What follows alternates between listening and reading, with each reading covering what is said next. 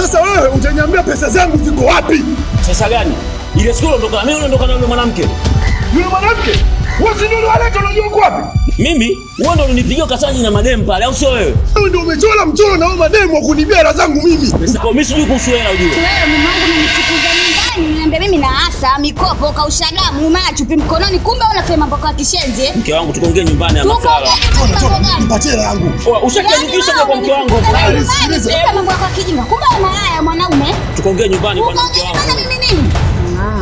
Kwa hiyo ukajiona mjanja, umezunguka, mwisho wa siku umeingia kwenye pointi, si ndio? Kwa hiyo ulilala kwa wanawake zako na kuhusu pesa ukanidanganya. Mke wangu nilikuwa nataka nikae muda mwingine. Nije nizungumze na wewe. Futi, mbona akili? Wasikia mengine haya tuhusu.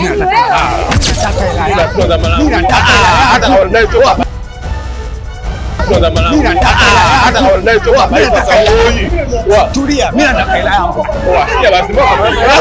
Hapa mwanangu. Nipe hapa yako mwanangu. Nipe basi kwanza. Nipe basi kwanza. Ndio wasikupe hiyo. Wewe usijue kinyoka kama wewe kwanza. Yaani unafanyuka kabisa. Niache kwanza basi.